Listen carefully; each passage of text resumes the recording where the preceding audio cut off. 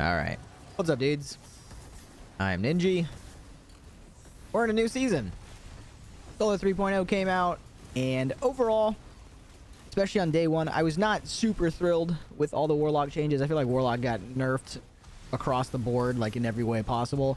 But ended up finding this super fun grenade build, as you can see in the video, where we are only using grenades and like some weapons just to give us our grenades back. But for the most part, this is just a fusionade build. And so in this video, I really quickly want to go over exactly how this works and how you can do it as well. All right, so let's go ahead and jump into this build. So obviously, you got to be on a Warlock. So first things first, Warlock, Solar, Dawnblade. So here's the Dawnblade build that I am rocking. So Empowering Rift, which is very important, and I'll explain why. Well, same thing, very important, and I'll explain why. Glide obviously doesn't matter. Melee doesn't matter. Grenade, very important. Fusion grenades. You need fusion grenades. And then, last but not least, like at least with the aspects, this aspect doesn't matter. Icarus or Heat Rising, it's up to you. But Touch of Flame, you definitely need Touch of Flame. And the reason why you need Touch of Flame is if you look down at the bottom of Touch of Flame, it says under Fusion Grenade, explodes twice. So basically, Touch of Flame changes what your grenades do. It gives them like an extra thing. So Solar Grenades has it like shoot out these little lava balls. And then a Fusion Grenades, like I said, makes them explode twice. So it makes them do a lot of damage. And Fusion Grenades already do a lot of damage. They always have. But this just makes them even better. Now, fragment-wise, this is not that important. These do not matter. These do not make the build, change the build, or in any way.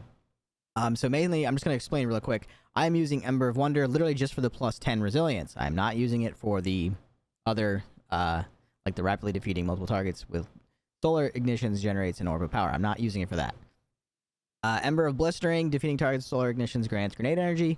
That is definitely good. So I definitely recommend putting that on. But again, not a must.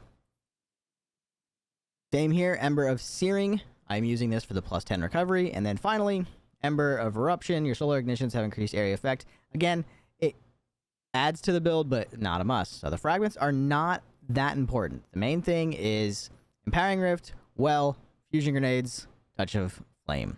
Now, moving on. Exotic. This is very important. Starfire Protocol.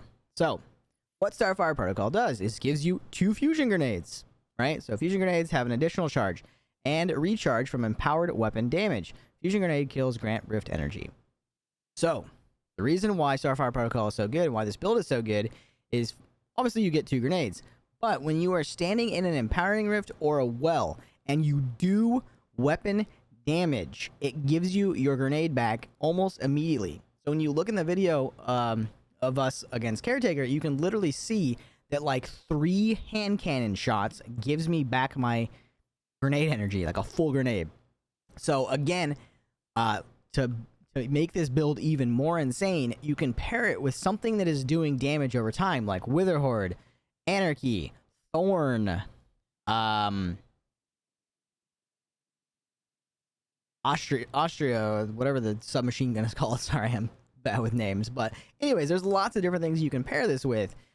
So you basically just adding the damage over time so that it's doing that weapon damage and charging your grenades while you're still throwing grenades. And then so like what I was using is Wither Horde, Crisis Inverse to random hand cannon because hand cannons do big chunk damage. And then last but not least, you can pair this with an auto-loading rocket so that you can randomly throw a rocket just for extra damage while your grenades are hitting, while your Wither Horde's hitting, and so on and so forth. And that's pretty much it. It's really simple. It's not like super complicated build.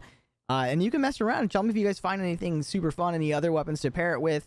Obviously, I want to point this out. Wither Horde, you can only have, like if you're doing raids and stuff, remember, you can only have 2 people using Wither Horde to the point where they're actually doing something with it. So, like I said, I'm using Wither Horde, but in a group of like a raid and stuff, like when I was doing it with my friends, we made sure that not too many people had Wither Horde on. We were experimenting with other weapons and stuff like that. But yeah, so that's pretty much it. Last thing I want to go over is like, obviously look at my builds. Remember when I said the fragments? So I'm literally rocking a 100 build. And you may be wondering if you haven't heard about this yet, and I'll make a video on it, but Resilience is it. Resilience is the go-to now. Resilience recovery is probably the best. Yeah, Resilience is insane. If you look at the very bottom, it says damage reduction 40%. It's absolutely insane. But yeah, so that's pretty much my build. I don't think there's anything else to go over.